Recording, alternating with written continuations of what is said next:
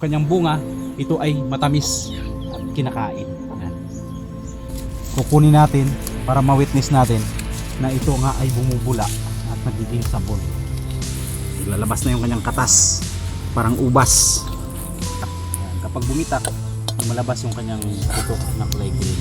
Ayan na, yung kanyang green peas. Up. Welcome sa Hagilap TV. Sa video na to ay share ko naman sa inyo ang isang uri ng punong kahoy na kung tawagin dito sa aming probinsya ay tagulilong. Itong tagulilong ay maraming pakinabang. Simula sa kanyang dahon, bunga at sa kanyang buto ay napapakinabangan. Yung kanyang dahon ay ginagawang sabon. So yung kanyang bunga, ito ay matamis at kinakain. Yan. Yan guys. At ang kanyang buto, ito ay sinasangag at nagiging itong parang green peas. So maraming pakinabang itong bunga ng tagulilong o puno ng tagulilong. So mamaya ay mangunguha kami ng kanyang dahon at ipapakita ko sa inyo kung papaano ito nagiging sabon o papaano ito napapabula. So ayan, ganito ang kanyang itsura. So ang tagulilong ay meron siyang mahaba at paublong na dahon at ang kanyang hawig ay parang duhat. Itong tagulilong ay hindi lumalaki. Pinakamataas ng tagulilong ay naabot lang ng mga 5 meters. So hindi lumalaki, hindi ito nagiging puno na kagaya sa duhat.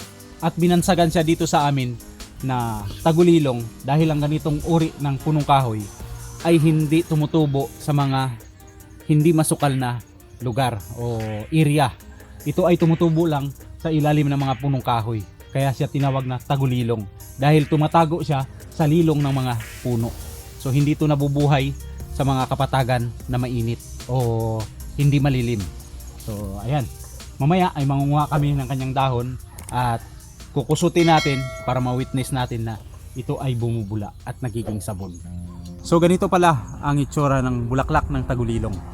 Ayan, may kulay violet at kapag siya ay bumubukadkad na, nagiging kulay dilaw. So marami yan dito sa ilalim ng mga puno. Ayan. Ayan guys, sa lilong siya ng punong kahoy.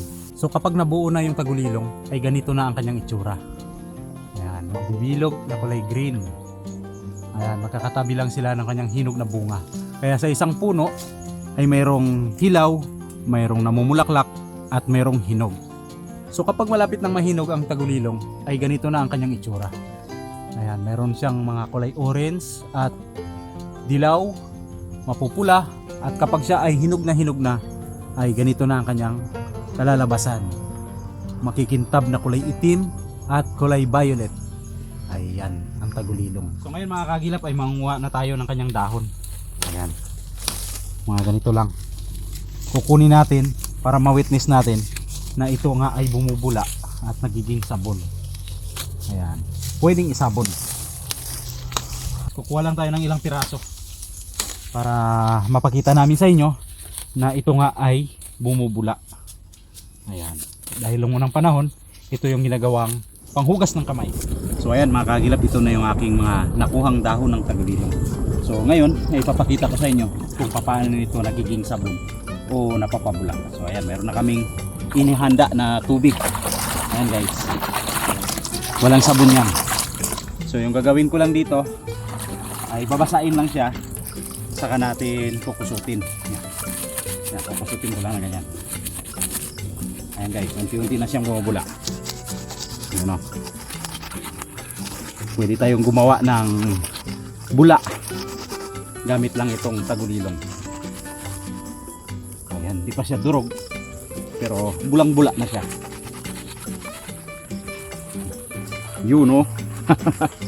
Madami na yung kanyang bula. Meron siyang taglay na sabon yung kanyang dahon. So kapag binasa natin dito sa tubig, ayan, ayan guys, kakaroon na siya ng maraming bula-bula. Habang nadudurog siya na kinukusot, lalong lumalabas yung kanyang mga bula. Ayan o. So ngayon gagawa tayo ng lobo ng bula, malaking bula. gawa lang dito sa dahon ng tagulilong. Ayan. Kukusutin ko lang ito guys, nakukusutin hanggang maglapot. Saka tayo makakagawa ng bula, malaking bula. Okay. Ayan guys, nagkakaroon siya ng bula kapag malapot na siya. Okay. Okay na. So at least na witness natin guys na ang dahon ng tagulilong ay nagiging sabon at bumubula. Ayan. Dahil noong unang panahon, ito yung ginagamit na pansabon kapag sila ay nasa gubat, yung mga matatanda nung araw. So ayan. Na witness natin na pwedeng madiskubring sabon yung ganitong dahon ng tagulilong. Okay. So ayan mga kagilap, mag-harvest na kami ng mga bunga ng tagulilong at ipapakita ko sa inyo kung paano ito ginagawang green peas.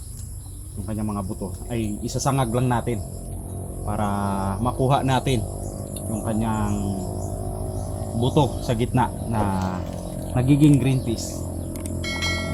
Dali lang itong harvestin guys dahil malambot lang, parang mga ubas yun o.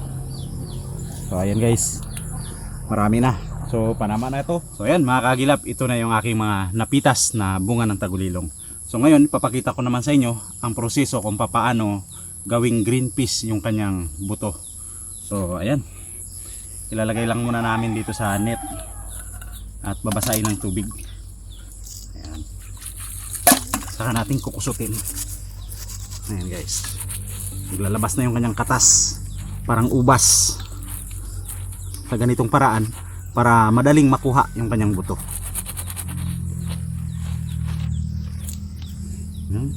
Bango, amoy alak. Ayan guys, Parang grapes. amoy alak yung kanyang bunga at mayroon siyang kunting bula. So dudurugin lang natin yung kanyang balat para makuha natin yung kanyang buto. Ang diskarte sa gubat at ilog, walang sayang na parte. Di lang palabas, ito'y tunay na buhay. Bawat galaw may aral na taglay. Ako si Kuya Jack, Hagilap TV. Sa gubat, sa ilog, Okay, kunti lang yung bula. ka sa akin. Catch and cook, survival ang trip. Sa simpleng paraan, lahat kayang ma-achieve. Si Kuya Jack, halina't matuto.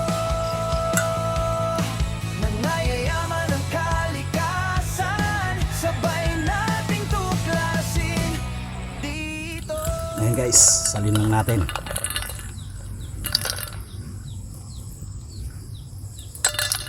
Ayan ang kanyang buto. Ayan, natanggal na natin guys. Ito na yung kanyang mga balat. At naghiwalay na yung kanyang mga buto. Ayan. So ito isasangag natin para makuha natin yung kanyang green peas sa loob. Ayan, nagkakaroon ng tinta o mancha yung kanyang balat. Kapag ipit, diskarte ang puhunan. Sa kalikasan may sagot sa kakulangan. Hindi lang basta content, may layuning totoo para makatulong sa bawat Pilipino.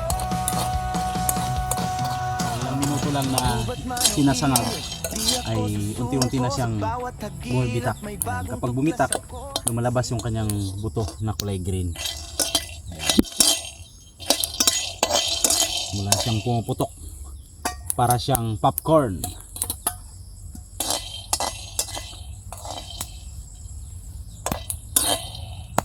Ayan na, pumuputok-putok na. So tatakpan muna natin guys para sabay-sabay silang maluto.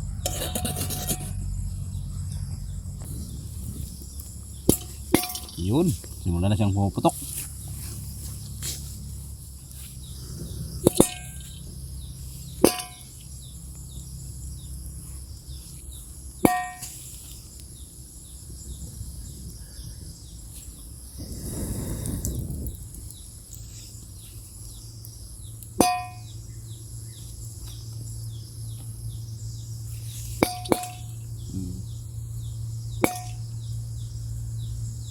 So ayan mga kagilap, hindi na pumuputok yung mga buto.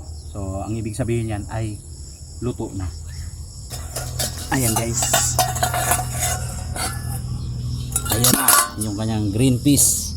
Ayan, nadurog na yung kanyang mga balat na maninipis. So isalin natin dito. Malutong na. Malutong na to guys. At masarap itong kainin. Oh, init.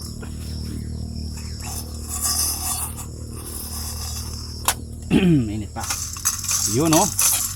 Malutong. Tikman natin. Ayan, guys. Sarap.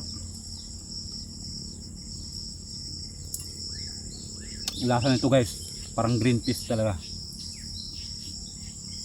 Malinamnam. Maganda nito lagyan ng kunting asin.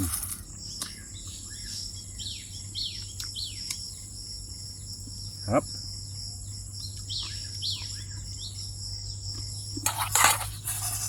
Ayan na guys. Naging na siyang green peas. Yung iba hindi pa nabalatan. Malali lang itong balatan, so kukusutin mo lang. Ayan. Nabalatan na kagad. Ayan mga kagilap, sana nagustuhan nyo ang video na to. At kung nakarating kayo dito sa dulo, please don't forget to like, share, and subscribe. Thank you for watching mga kagilap. You know, sabor. Sa simpleng paraan